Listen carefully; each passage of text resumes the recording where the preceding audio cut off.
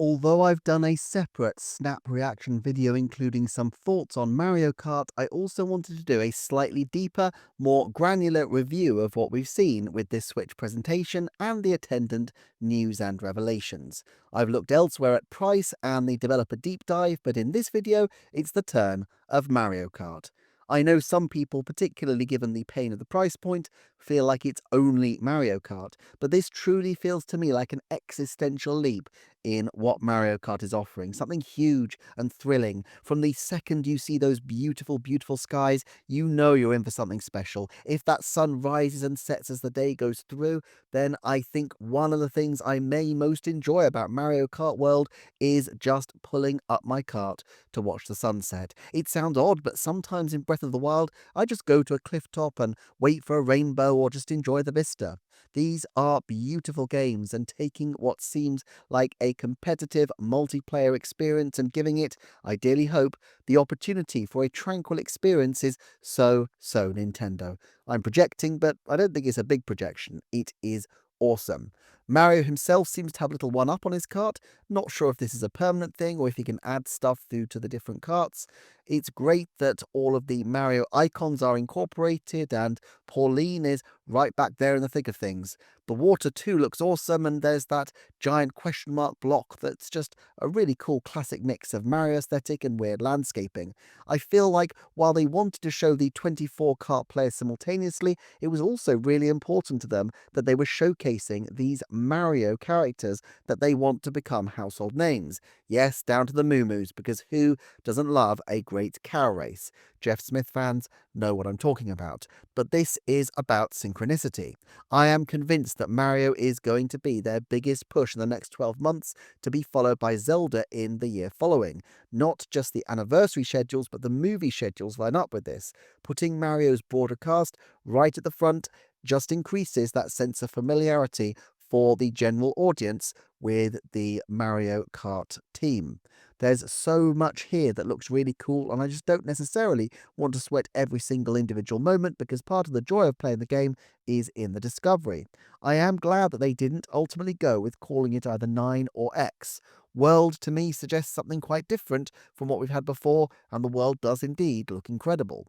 The announcement of being able to drive virtually everywhere is massive, and I think they wouldn't have included virtually if they didn't expect that it would be very difficult to find places that wouldn't be possible to drive in.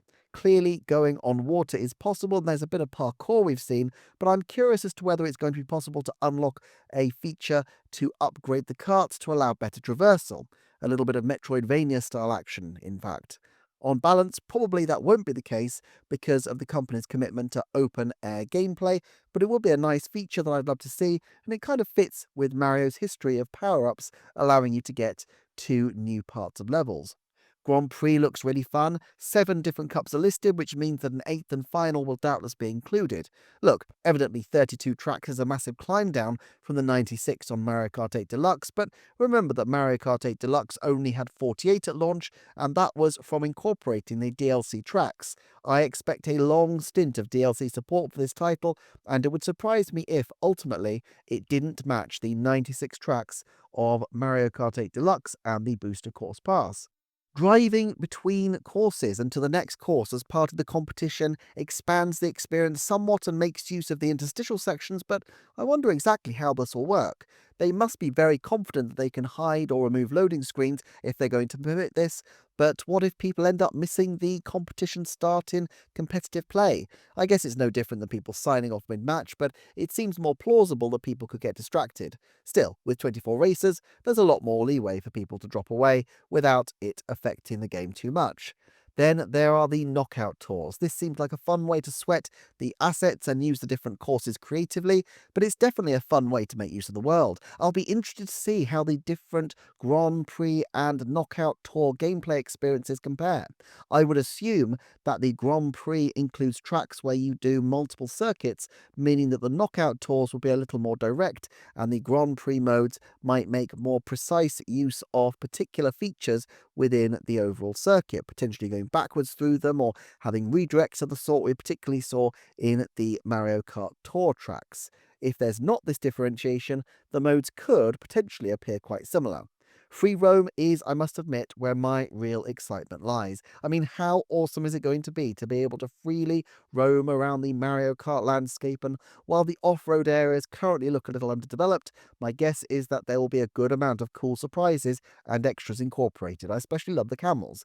Is there a Mario name for the camels? There was a brief tease of underwater gameplay as well, but then they pulled back from letting Yoshi dip under the waves. Underwater has been a big feature of previous Mario Karts, and it would be odd for it not to feature here, but I wonder if they will go with a Sonic the Hedgehog style time limit if they do underwater. And if they don't, Zelda Breath of the Wild style, is there a reason? Technological or stylistic limitations? I love that you can take a scenic drive with friends as an event in its own right. They really want this to be a social event of scale. The 17th of April for the Direct isn't long, in fact it's barely 2 weeks away, and I am very excited to see all that's coming down the track. Feels like a 50% chance to me that they will use this point to announce a season pass, although admittedly the high price of the title might make them decide to wait a little bit for this. Still, I can't see DLC being too long a wait. I mentioned this a little bit in my snap reaction video, but it seems to me that, for now at least, they have swerved the Smash Kart approach. Still, the gravitational pull of being able to use Mario Kart to leverage other franchises seems likely to be difficult to resist for too long. However, it does occur to me that one way they could do this is to tie into the franchise focuses that they clearly have in mind over the coming years. Around the Zelda push for the Zelda movie, they could definitely incorporate a Hyrule Cup and a suite of Zelda characters. Mario Kart is their shop window game after all, and one of their best ways to immerse casual players in the breadth of Nintendo content they have available, content that they might not otherwise be exposed to if they're Christmas and summer break gamers. By limiting it just to a small section of DLC, it keeps the Mario flavour of the core game intact, but it does give it a slightly wider scope as well.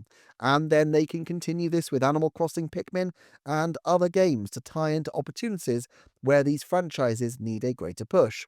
In this sense, they could bypass a traditional season pass approach and make Mario Kart updates more of a regular feature of the Switch 2's life, at least for the early years. While Nintendo's penchant is to have around a year or two of updates per cycle, they broke this with Super Smash Bros. Ultimate, and I'm sure Mario Kart World will continue to get updates in the same way. One other thing I will mention before moving on, although it's not strictly Mario Kart themed, Kirby's Air Ride returning as Kirby Air Riders. We've talked about options for Sakurai games to be revived before, but most of the focus has been on Kid Icarus Uprising, still a title with a lot of potential to come back.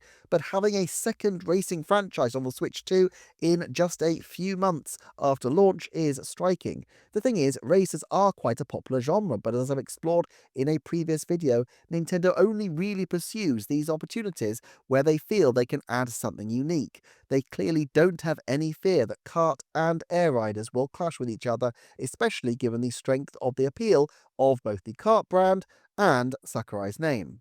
I'm kind of delighted for HAL as well. They've struggled a little with many of their satellite studios, such as Vanpool closing down, and I was a little concerned with how they would shoulder the burden of delivering the same pace of Kirby releases.